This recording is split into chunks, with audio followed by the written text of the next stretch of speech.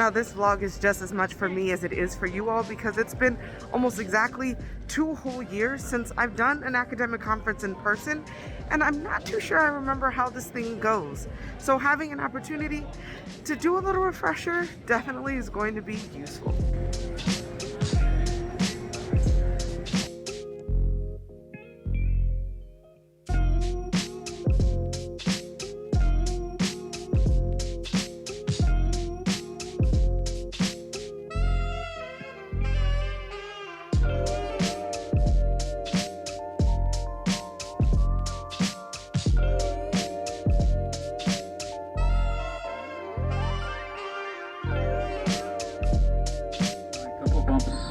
In the middle of the flight and maybe on the climb out and once again on the descent, but the majority of the flight should be relatively smooth once we get up to altitude. Appreciate your choice of coming with us this morning. Ensure that you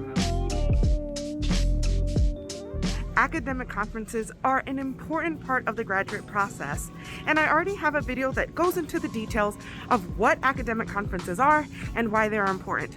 But today we are looking into what an academic conference can look like when you are presenting.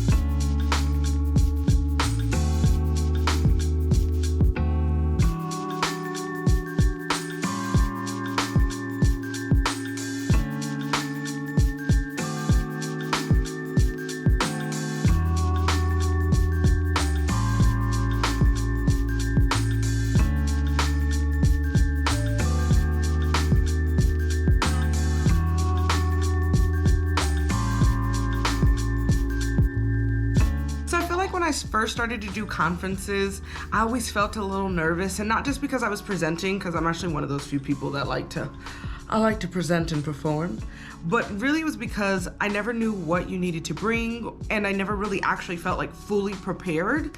And so these are kind of some of the main essentials that I would suggest if you are approaching or preparing for a conference.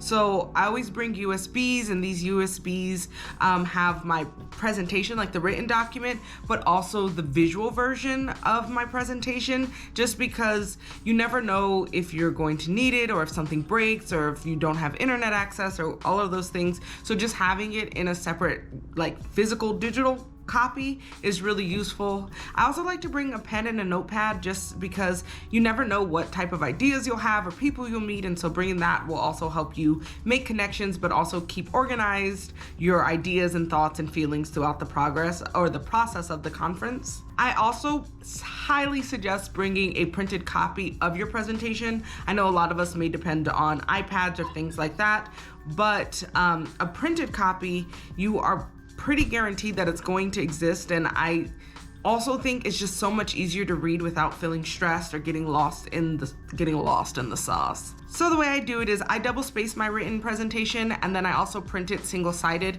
so it's just easier to flip through as you're presenting.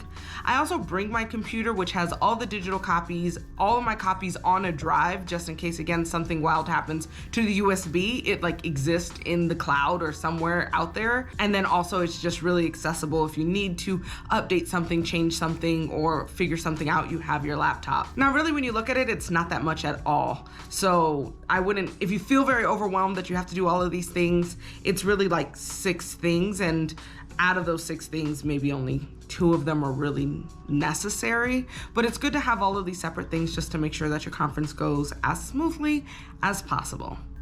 But now it is after 9:30, and I haven't eaten since I was at the airport. So I'm going to get ready for bed, find something to eat, and I will see y'all in the morning. With a focus on Afro-Latin art history, scholars have privileged studies of music, food, and dance. Participate in artistic visual innovation and production of ritual objects, nationhood, where all people could coexist. However, profound impact on Afro-Latin visual cultures, because much of the history of Afro-Latin American or Afro-Latin art history is dispersed, diluted, hidden, in silence. Good morning. It's 7:30 and it's time to get ready.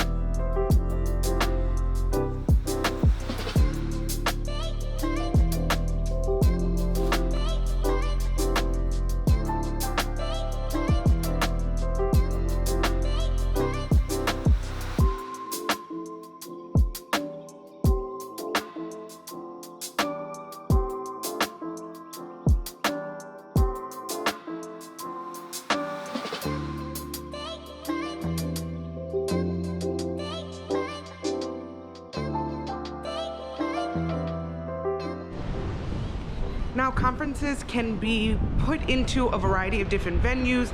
They can be at universities or convention centers, or like today in fancy dancy hotels, which I actually prefer because it gives you an opportunity to feel bougie without having to pay bougie money.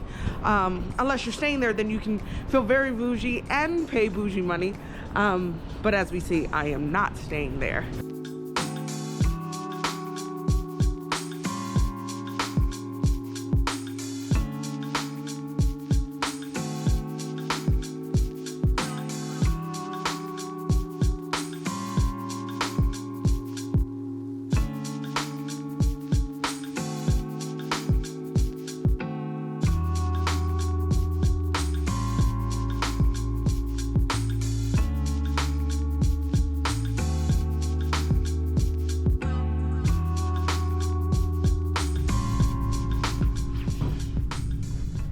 Okay, so also something to know is that most presentations are anywhere from 8 to 20 minutes, and you're usually put on a panel with 2 to 4 other people, and they should be all kind of thematically or topically organized. So your paper is kind of like a curated piece of a larger group.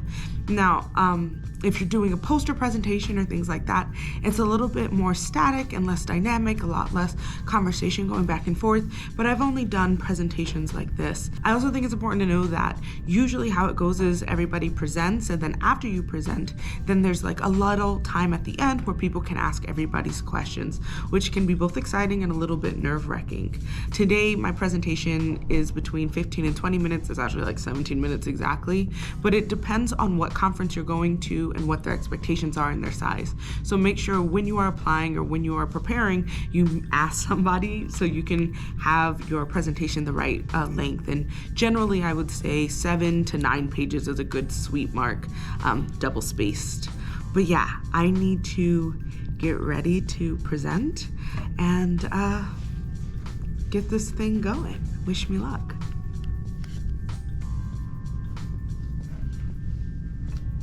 And our first speaker is Brisa Marie Smith-Flores. She is a PhD candidate in culture and performance at the University of California, Los Angeles at UCLA. So let's welcome her this morning.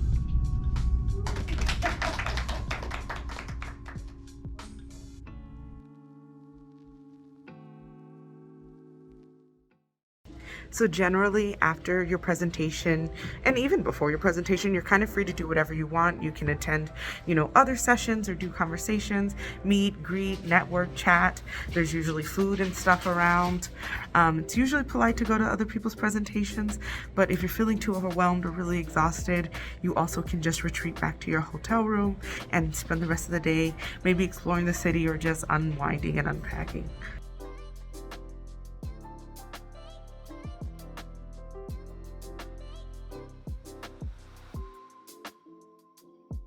Okay, but I am actually going to enjoy my day in Charlotte because I'm only here for a very short while.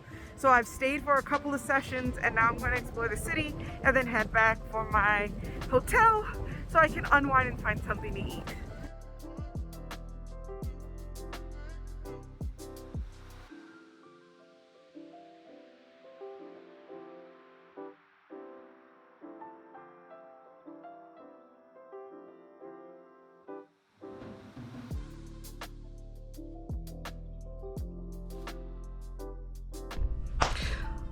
Okay, so I just took a mean nap for the past like 2.5 hours. I woke up, ordered a smoothie. I'm about to go down and pick it up, but besides flying back home tomorrow, that's pretty much what being at a conference is like. If you're somebody who's interested in knowing why a conference is important or why you should or the benefits of going to a conference, I would check out this past video. If you found anything useful or if you're interested in more content like this, hit the thumbs up and I will see you next week. Thank you so much for watching.